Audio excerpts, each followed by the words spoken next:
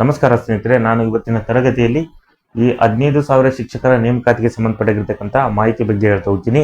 ನೋಡ್ಬೋದು, ಈಗ ಆಲ್ರೆಡಿ 2 ದಿನಗಳ ಹಿಂದೆ ಏನಾಯ್ತಪ್ಪ ಅನ್ನೋದಾದ್ರೆ, ಈ 15,000 ಶಿಕ್ಷಕರ ನೇಮಕಾತಿ ಬಜೆಟ್ನಲ್ಲಿ ಏನ್ ಮಾಡಿದ್ರು, ನೆಕ್ಸ್ಟ್ ಇಯರ್ ಬರೋದ್ರೊಳಗೆ ನಾವು ಈ ನೇಮಕಾತಿಯನ್ನು ಪೂರ್ಣಗೊಳಿಸ್ತೀವಿ ಅನ್ನೋದು. ಅದರ ಜೊತೆಗೆ ಈ ಬ್ಯಾಕ್ 2 ಡೇಸ್ ಇಂದ ಏನಾಯ್ತು, 15,000 ಶಿಕ್ಷಕರ ನೇಮಕಾತಿಗೆ ಸಂಬಂಧಪಟ್ಟಿರ್ತಕ್ಕಂಥದ್ದು ಆರ್ಥಿಕ ಅನುಮೋದನೆಗೊಂಡಿದೆ. ಈ ಆರ್ಥಿಕ ಅನುಮೋದನೆಗೊಂಡಿದ್ದ ನಂತರ ಏನಪ್ಪ ಅಂದ್ರೆ ನೆಕ್ಸ್ಟ್ ಇರ್ತಕ್ಕಂಥದ್ದು ಕೊನೆ ಹಂತ ನೋಟಿಫಿಕೇಶನ್ ಅಂತ ಹೇಳ್ಬೋದು. ಏನ್ ಅಲ್ಲಿ ಈ ಕೆಲವೊಂದು ಶಿಕ್ಷಕರ ನೇಮಕಾತಿ ಸಂಬಂಧಪಟ್ಟಿರ್ತಕ್ಕಂಥ HSTR ಆಗಿರ್ಬೋದು, ಕೆಲವೊಂದು GPSTR ಮತ್ತು PSTR, ಕೆಲವೊಂದು C&R ರೂಲ್ಸ್ ಇದೆ. ಆ C&R ರೂಲ್ಸ್ ಏನ್ ಮಾಡ್ತಾರಪ್ಪ ಅಂದ್ರೆ ಅದನ್ನ ಬಿಟ್ಟು ನೋಟಿಫಿಕೇಶನ್ ಹೊರಡಿಸ್ತಾರೆ ಅಂತ ನಾನು ಹೇಳ್ಬೋದು.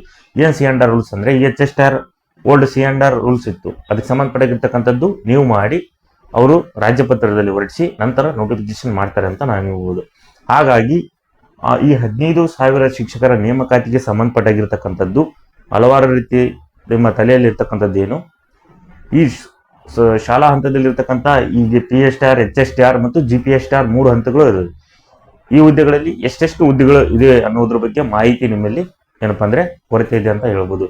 ಅದರ ಜೊತೆಗೆ ನಾನೇನ್ ಮಾಡ್ತೀನಪ್ಪ ಅಂದ್ರೆ ಇವತ್ತಿನ ತರಗತಿಯಲ್ಲಿ ಅವರು ಎಕ್ಸ್ಪೆಕ್ಟೆಡ್ ಎಷ್ಟು ಕರೀತಾರೋ ಅನ್ನೋದ್ರ ಬಗ್ಗೆ ಹೇಳ್ತೀನಿ. ಇದು ಫೈನಲ್ ಅಲ್ಲ, ಅಂದ್ರೆ PSTR, HSTR ಆಗಿರ್ಬೋದು ಮತ್ತು GPSTR ಆಗಿರ್ಬೋದು, ಇದು ಫೈನಲ್ ಅಲ್ಲ ನಾನು ಹೇಳ್ತಿರೋದು. ಬಟ್ ಈ ರೀತಿ ಆಗಿರ್ತಕ್ಕಂಥ ಕರೀತಾರೆ ಎಕ್ಸ್ಪೆಕ್ಟೆಡ್. ಈಗ 15,000 ಶಿಕ್ಷಕರ ನೇಮಕಗೊಳ್ಳಬೇಕಾದ್ರೆ ಅವರು ಪ್ರಮುಖವಾಗಿ ಎಷ್ಟೆಷ್ಟು ಹುದ್ದೆಗಳಿಗೆ ಮೀಸಲಾತಿ ಕೊಡ್ತಾರೆ ಅನ್ನೋದ್ರ ಬಗ್ಗೆ ನಾನು ಹೇಳ್ತಾ ಹೋಗ್ತೀನಿ. ನೋಡಿ, ಫಸ್ಟು PSTR ಹುದ್ದೆಗಳು ಬಗ್ಗೆ ನಾನು ಹೇಳ್ತೀನಿ. ಆಲ್ರೆಡಿ ಹೆಚ್ಚಿಗೆನಾತು 4,500 ಅಂದ್ರೆ 4,500 ಪೋಸ್ಟ್ಗಳು ನಾವು ಆಲ್ರೆಡಿ HK ವಿಭಾಗದಲ್ಲಿ, ಅಂದ್ರೆ ಹೈದರಾಬಾದ್ ಕರ್ನಾಟಕ ಅಂತೀವಲ್ಲ, ಕಲ್ಯಾಣ ಕರ್ನಾಟಕ ವಿಭಾಗದವ್ರಿಗೆ ಅಲ್ಲಿ ಏನ್ ಮಾಡ್ತೀವಿ 4,500 ಅಂದ್ರು. ಅಲ್ಲಿ 4,500 ಪೋಸ್ಟ್ಗಳು ತೆಗೆದ್ರೆ ನಾನ್ HK ಸಂಬಂಧಪಟ್ಟಿರ್ತಕ್ಕಂಥ ಎಕ್ಸ್ಪೆಕ್ಟೆಡ್ ಎಷ್ಟು ಕೊಡ್ಬೋದು, ಮಿನಿಮಮ್ 6,000 ಅಂತೂ ಕೊಡ್ಲೇಬೇಕು. 6,000ಕ್ಕಿಂತ ಹೆಚ್ಚಿಗೆ ಆಗ್ಬೋದು, ಆದ್ರೆ 6,000 ಪೋಸ್ಟ್ಗಳನ್ನು ಅಲ್ಲಿ PSTR ಸಂಬಂಧಪಟ್ಟಿರ್ತಕ್ಕಂಥ ಪೋಸ್ಟ್ಗಳು ತುಂಬ್ತಾರೆ ಅಂತ ನಾನು ಹೇಳ್ಬೋದು. ಇದು PSTR ಅಂದ್ರೆ ಪ್ರೈಮರಿ ಸ್ಕೂಲ್ ಟೀಚರ್ ರಿಕ್ವೈರ್ಮೆಂಟ್ ಅಂತ ಹೇಳ್ತೇನೆ, ಅಂದ್ರೆ ಪ್ರಾಥಮಿಕ ಶಾಲಾ ಶಿಕ್ಷಕರ ನೇಮಕಾತಿಗೆ ಸಂಬಂಧಪಟ್ಟಿರ್ತಕ್ಕಂಥದ್ದು. ಈಗ HK ನಾನ್ HK ಎರಡು ಸೇರಿದ್ರೆ ಎಷ್ಟಾಯ್ತು ಅಂದ್ರೆ ಇಲ್ಲೇ ಎಷ್ಟಪ್ಪ ಅಂದ್ರೆ 10,000 ಪೋಸ್ಟ್ಗಳು ಇಲ್ಲೇ ಆಯ್ತು. 15,000ದಲ್ಲಿ 10,500 ಪೋಸ್ಟ್ ಅಂದ್ರೆ ಪ್ರೈಮರಿ ಟೀಚರ್ ಅತಿ ಹೆಚ್ಚು ನೋಟಿಫಿಕೇಶನ್ ಆಗುತ್ತೆ ಅಂತ ನಾವು ನೋಡ್ಬೋದು. ಇದು ಯಾರ್ಯಾರು D.Ed ಪೇಪರ್ 1 ಏನ್ ಪಾಸ್ ಆಗಿದ್ರು ಅವರೆಲ್ಲರೂ ಏನಪ್ಪಾ ಅಂದ್ರೆ ಎಲಿಜಿಬಲ್ ಆಗ್ತಾರೆ ಅಂತ ಹೇಳ್ಬೋದು. ಯಾಕ ಹೆಚ್ಚಿಗೆ ಆಗ್ತೈತಿ ಅನ್ನೋದಾದ್ರೆ, ಈಗ ಹಲವಾರು ವರ್ಷಗಳಿಂದ ಕರೆದಿಲ್ಲ PSTR, ಹಾಗಾಗಿ ಅದು ಹೆಚ್ಚಿಗೆ ಆಗುತ್ತೆ ಅಂತ ಹೇಳ್ಬೋದು. ಮತ್ತೆ ಜೊತೆಗೆ D.Ed ಕಂಪಲ್ಸರಿ, ಅವಾಗ B.Ed ಬರೆದವ್ರಿಗೆ ಚಾನ್ಸ್ ಇತ್ತು, ಪೇಪರ್ 2 ಬರೆದು ಎಕ್ಸಾಮ್ ಬರೀಬಹುದು. ಹಾಗಾಗಿ ಈಗ ಸುಪ್ರೀಂ ಕೋರ್ಟ್ ಏನು ಆದೇಶದಂತೆ D.Ed ಮತ್ತು ಪೇಪರ್ 1 ಪಾಸ್ ಮಾಡಿದವರಿಗೆ ಅಷ್ಟೇ ಅಪ್ಲಿಕೇಶನ್ ಹಾಕ್ಬೋದು ಅಂತ ನಾನು ಹೇಳ್ತೀನಿ. ನೆಕ್ಸ್ಟ್ ಬರೋದಾದ್ರೆ HSTR ಎಷ್ಟು ಹುದ್ದೆಗಳು ಇವೆ ನೋಡ್ಬೋದು. HK ಒಂದು 500 ಪೋಸ್ಟ್ ಕರಿಬಹುದು, 500 ಪೋಸ್ಟ್ ಕರೀತಾರೆ. 500 ಕರೆದ್ರೆ ನೆಕ್ಸ್ಟ್ ನಾನ್ HK ಸಂಬಂಧಪಟ್ಟಿರ್ತಕ್ಕಂಥದ್ದು 1,500 ಪ್ಲಸ್ ಆಗ್ಬೋದು. ಜೊತೆಗೆ ಇಲ್ಲ HSTR ನಾನ್ HK ಅಷ್ಟೇ ಕರೆದ್ರೆ 2,000 ಅಂತ ಪೋಸ್ಟ್ ಕರೀತಾರೆ ಅಂತ ನಾನು ಹೇಳ್ತೀನಿ. 15 ಇದೇನಪ್ಪಾ ಅಂದ್ರೆ ಹೈಸ್ಕೂಲ್ ಟೀಚರ್ ಸಂಬಂಧಪಟ್ಟಿರ್ತಕ್ಕಂಥದ್ದು, ಪ್ರೌಢಶಾಲಾ ಶಿಕ್ಷಕರ ನೇಮಕಾತಿ ಸಂಬಂಧಪಟ್ಟಿರ್ತಕ್ಕಂಥದ್ದು ಸುಮಾರು 2,000 ಅಂತರೂ ಕರೀತಾರೆ. ಇವು HK ಒಂದು 500 ಕರೆದ್ರೆ ನಾನ್ HK 1,500 ಪೋಸ್ಟ್ಗಳನ್ನು ಕರೀತಾರೆ. ಅಥವಾ ನಾನ್ HK ಕರೆದ್ಬಿಟ್ರೆ HK ಅದಕ್ಕೆ ಅಪ್ಲಿಕೇಶನ್ ಹಾಕ್ಬೋದು. ಹಾಗಾಗಿ 2,000 ಅಂತರೂ ಪೋಸ್ಟ್ ಕರೀತಾರಂತೆ ನಾನು ಹೇಳ್ತೀನಿ.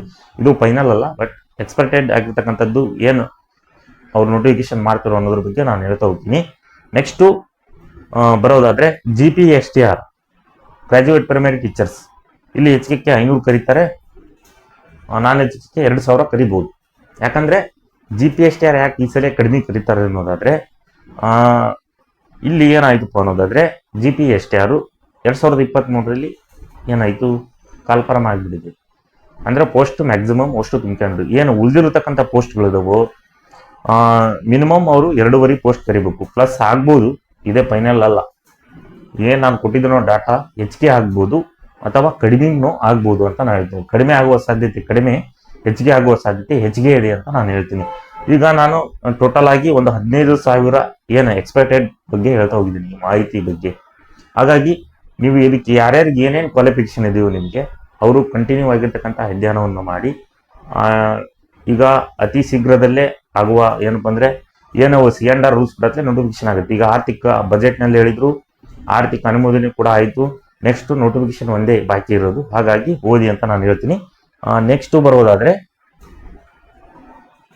ಈಗ PSTR ನೋಡೋಣ. PSTR ಈಗ ಏನು ಕ್ವಾಲಿಫಿಕೇಶನ್ ನಾನು ಹೇಳ್ತಾ ಹೋಗಿದ್ದೀನಿ, ಈಗ D.Ed ಪೇಪರ್ 1 ಪಾಸ್ ಆದವ್ರಿಗೆ. ಸೊ ಅವರು ನೋಡಿ, ನಿಮ್ಗೇನಾದರೂ PSTR ಎಲಿಜಿಬಲ್ ಇದ್ದರೆ ದಯಮಾಡಿ PSTRಗೆ ಓದಿ, ಯಾಕಂದರೆ ಅದೇ ಹೆಚ್ಚಿಗೆ ಆಗಿರ್ತಕ್ಕಂಥ ನೋಟಿಫಿಕೇಶನ್ ಆಗುತ್ತೆ ಅಂತ ನಾನು ಹೇಳ್ತೀನಿ. HSTR ಏನದು, ಇದಕ್ಕೆ TET ಕ್ವಾಲಿಫೈ ಇಲ್ಲ, TET CNR ರೂಲ್ಸನ್ನೇ ಕೊಡ್ತಾರೆ, ಯಾವುದೇ ರೀತಿಯಾಗಿರ್ತಕ್ಕಂಥ TET ಇಲ್ಲ. 70% ಆಗಿರ್ತಕ್ಕಂಥ ಏನಪ್ಪ ಅಂದರೆ ವೇಟೇಜ್ ನಿಮ್ಮದು CET 70 ಅಲ್ಲ 90% HSTRಗೆ. ಅಲ್ಲಿ ಏನು ಮಾಡ್ತಾರೆ, ನಿಮ್ಮದು D.Ed B.Ed ಇಂದು 8%, B.Ed ಇಂದು 2% ಕೊಡ್ತಾರೆ HSTRಗೆ. ಮತ್ತು GPSTR ಮತ್ತು PSTRಗೆ ಸಂಬಂಧಪಟ್ಟಿರ್ತಕ್ಕಂಥದ್ದು ಏನಪ್ಪ ಅಂದರೆ, ಆಲ್ರೆಡಿ ಇವ್ರು ಏನಪ್ಪ ಅಂದರೆ ವೇಟೇಜ್ ಲಿಸ್ಟ್ ಬಿಟ್ಟಿದ್ದಾರೆ. 70% CET, 82% B.Ed, 8% ಏನಪ್ಪ ಅಂದರೆ ಡಿಗ್ರಿ ಮತ್ತು 20% TET. TET ಏನು ಕ್ವಾಲಿಫೈ ಆಗಿದ್ದರಲ್ಲೋ ಅದಕ್ಕೆ ಸಂಬಂಧಪಟ್ಟಿರ್ತಕ್ಕಂಥದ್ದು 20%. ಇಲ್ಲಿ HSTRಗೆ TET ಇಲ್ಲ, ಹಾಗಾಗಿ ಅಲ್ಲಿ 70% ಇದು 90% CET ಇಟ್ಟಿದ್ದಾರೆ. ಇದನ್ನು ಅರ್ಥ ಮಾಡ್ಕೋಬೇಕು. ಇದು ಏನಪ್ಪ ಅಂದರೆ ಹೈಸ್ಕೂಲ್ಗೆ HSTR ಸಂಬಂಧಪಟ್ಟಿರ್ತದ್ದು 90% ವೇಟ್ ಏನಪ್ಪ ಅಂದರೆ CET. ಇದು GPSTR ಆಗಿರ್ಬೋದು ಮತ್ತು PSTR ಆಗಿರ್ಬೋದು, ಇದಕ್ಕೂ 70% CET. ಈಗ ನೀವೇನು CET ಬರೀತಿರೋ ಇದಕ್ಕೂ 70% ಆಗಿರ್ತಕ್ಕಂಥ CET.